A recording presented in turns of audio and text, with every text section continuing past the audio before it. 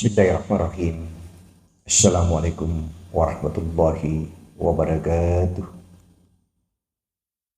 Alhamdulillahi nahmaduhu wa nasta'inuhu wa nastaghfiruhu wa na'udzu billahi min syurri anfusina wa min sayyiatina a'malina. Ma yahdihillahu fala mudhillalah. Asyhadu an la ilaha illallah wa asyhadu anna Muhammadar Rasulullah. Allahumma salli wa salli ala sayyidina Muhammadin wa ala ali sayyidina Muhammad. Pertama-tama marilah kita panjatkan puji syukur kepada Allah Subhanahu wa taala sehingga di pagi hari ini kita masih diberikan kesehatan, kenikmatan dan kealfiatan oleh Allah Subhanahu wa ta'ala. Sekarang akhir-akhir ini kita melihat saudara-saudara kita yang mengalami musibah di Palestina. Mereka tidak memiliki suatu kekuatan. Semua ini yang kita bisa mengirim doa kepada mereka agar saudara-saudara kita yang begitu besarnya yang mereka mengorbankan semua harta, jiwa dan raganya. Saudara-saudara kita yang tidak memiliki dosa, anak-anak kecil, mereka kehilangan seorang ibu, seorang bapak. Nah, ini semua kita sangat prihatin melihat peristiwa-peristiwa yang ada sekarang ini. Bagaimana kita harus memiliki suatu agar supaya saudara kita seakidah, seiman, kita semua merasakan kalau saudara kita yang seakidah muslim merasakan sakit, kita juga ikut merasakan sakit. Betapa siksanya mereka menghadapi semua itu. Ya, kalau kita melihat kembalikan kepada Allah Subhanahu wa ta'ala. Tidak ada daya dan kekuatan kita kecuali kita ingin berdoa, dan kalau bisa kita mengadakan bantuan-bantuan, apakah itu melalui pemerintah atau apa, semua kita akan berikan bantuan kepada mereka.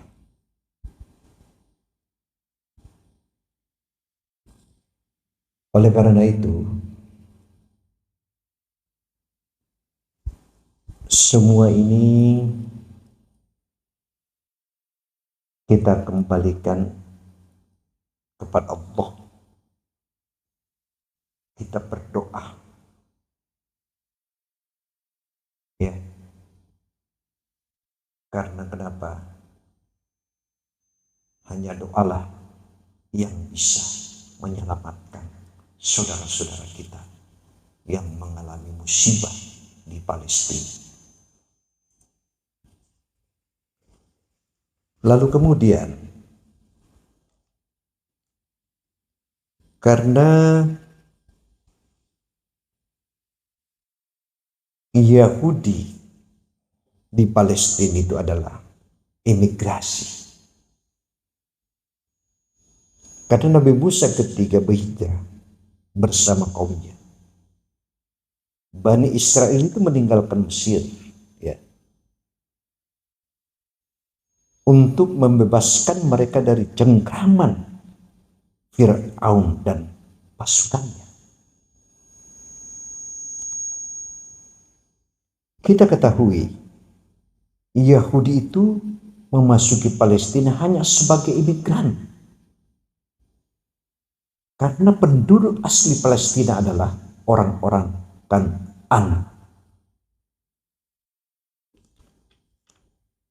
Kita melihat kitab-kitab suci kita, buku-buku kalangan barat terkait dengan kisah mereka ini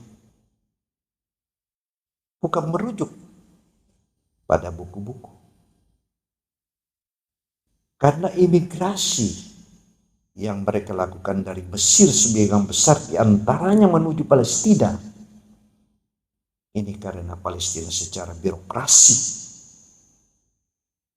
politik, dan sejarah tunduk pada Mesir sejak zaman pembangunan rumah ibadah yang dibangun Nabi Yakub. Karena kenapa pada masa itu raja-raja Mesir kuno itu mulai memperluas tanah mereka, menjajah Palestina. Coba kita lihat itu, ya, khususnya wilayah-wilayah yang dikuasai oleh Hesus, bangsa pengalaman yang merupakan unsur campuran berbagai kabilah, menguasai Mesir pada abad yang ke-18 sebelum Masehi. Kita melihat itu. Karena kenapa? Kalau kita melihat firman Allah di dalam surat Al-Baqarah ayat 49, kalau kita melihat, wa isana jainakum min ali fir'auna yasummunnakum zul al azabi yusabbihuna abna'akum wa yastayuna nisakum wa fil zalikum bala'um mirabbikum azim. Dan ingatlah, tak kala kami selamatkan kamu dari pada keluarga Fir'aun yang menimpa kepada kamu siksaan yang sangat berat, yaitu mereka membunuh anak-anak dan laki-laki, yang membiarkan hidup perempuan-perempuan. Yang demikian pula itu adalah cobaan yang besar dari Tuhanmu. Ini satu yang kita melihat dari konsep yang aktual. Kita melihat, karena di saat itu mereka hanya untuk melakukan imigrasi saja pada waktu itu. Karena bukan valid sejarah menunjukkan bahwa orang-orang Kan'an itu yang ambisi adalah pemilik asli yang sebenarnya tanah Palestina. Ya. Sekarang kita lihat imigrasi Nabi Musa waktu itu. Allah akan menganugerahkan nikmat kepada Bani Israel, lalu menyelamatkan mereka, menenggelamkan Fir'aun dan pasukannya di tengah lautan. Ada renungan dan jajaran yang bisa kita petik kisah ini agar kita mengetahui siapa yang sebenarnya Yahudi itu. Bangsa Israel, Sionis. Kisah mereka ini bersama Nabi. Mereka adalah Musa. Seperti akan kita sebutkan selanjutnya, ini menjadi contoh pelajaran bagi siapa saja yang ingin mengungkapkan kepalsuan persoalan mereka itu, sehingga bisa melihat mereka dengan sebenarnya. Ya. Kata kenapa? Yahudi sama sekali bukan penduduk asli. Yahudi ini Zionis, bukan penduduk asli Palestina, bukan. mereka hanya berimigrasi ke sana dalam waktu sementara. Kita lihat itu. Karena waktu itu keberadaan Musa di Mesir menunjukkan pada tahun 1250 Allah memperkuat Musa dengan sejumlah mujizat yang nyata pada waktu itu. Dimulai dari ilham yang diberikan kepada ibunya untuk membuang ke sungai. Setelah itu dirawat ke kediaman Fir'aun. Ya. Lalu kemudian dizalimin, itu hanya memperbudak bangsa di Mesir. Coba kita lihat. Di dalam Al-Quran, Allah juga mengisahkan kepada kita bahwa ketika Musa beranjak dewasa, secara tidak sengaja membunuh seorang Mesir, lalu dia melarikan diri ke Madian dari pemburuan Fir'aun dan pengikut-pengikutnya. Allah juga kemudian mewahyukan risalah kepada mereka untuk memerintahkan, untuk menyampaikan risalah tersebut guna untuk mengeluarkan manusia dari penyembahan terhadap Fir'aun. Ya. Coba kita lihat. Lalu kemudian kita menuju ibadah kepada Allah Subhanahu wa ta'ala. Karena di dalam surat Al-Surah ayat 17, lepaskanlah Bani Israel pergi bersama kami. Ya. Allah juga memperkuat Musa dengan sejumlah mujizat, yang diantaranya mujizat tongkat berubah menjadi ular dan tangan mengeluarkan cahaya terang setelah dimasukkan ke dalam kerak baju. Kisah yang masyhur. Ya. Karena Musa menantang Fir'aun di hadapan massa dari Bani Israel. Orang-orang terhormat dari kaum Fir'aun itu akhirnya mendatangkan para tukang sihir untuk mendapatkan tantangan Musa. Lalu kemudian imbasnya kan dalam tantangan ini banyak di antara Bani Israel dan tukang-tukang sihir Fir'aun itu beriman risalah Musa. Mereka beriman kepada Rabb Musa dan ingkar terhadap Fir'aun dan pasukannya. Ini semua kita harus melihat. Karena kenapa? Yahudi ini segala menghalalkan segala cara. Ya. Siapa itu orang selalu mengatakan Israel? Israel itu kan Zionis. Kalau kita melihat satu perjalanan yang sangat panjang, ya, karena betapa besarnya pasukan-pasukan Israel membandirkan, dibom semua orang-orang kita Muslim di Palestina.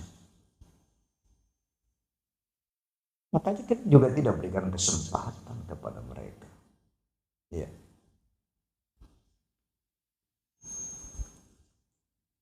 Karena kalau kita melihat bahwa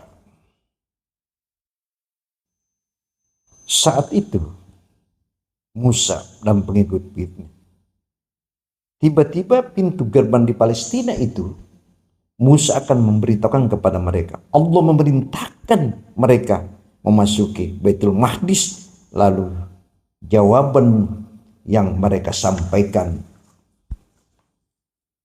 kalau kita melihat di dalam surat Al-Maidah ayat 22, mereka berkata, wahai Musa, sesungguhnya di dalam negeri itu ada orang-orang yang sangat kuat dan kejam. Kami tidak akan memasuki sebelum mereka keluar darinya. Mereka itu keluar dari sana, niscaya kami akan masukkan.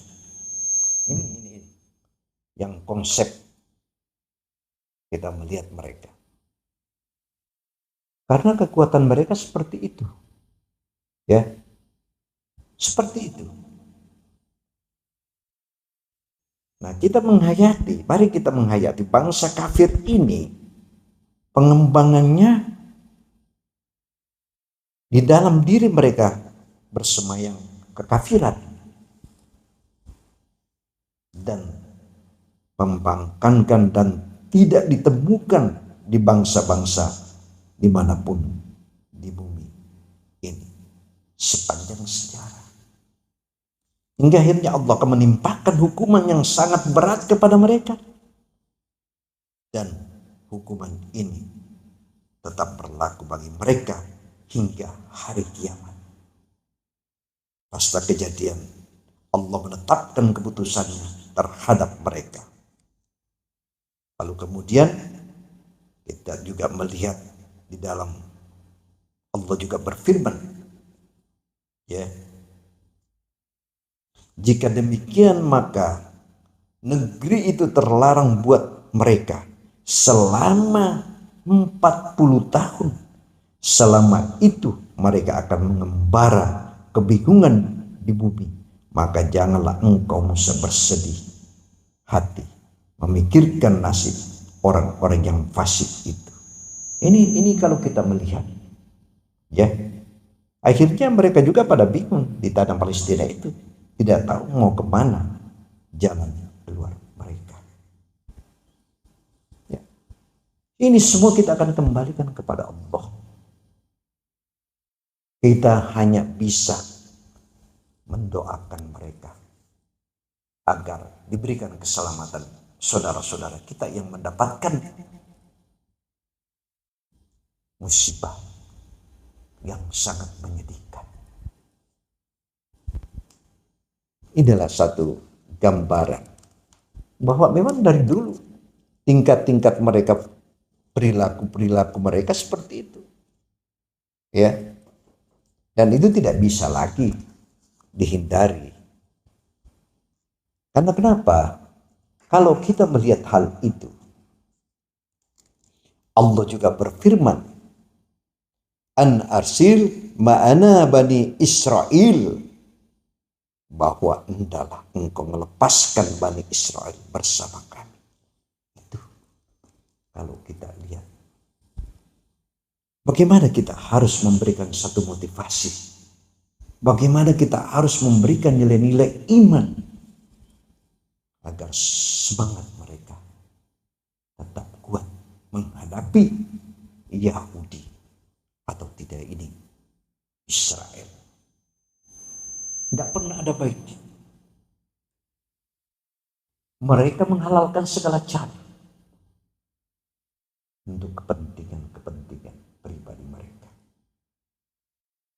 Karena Israel ini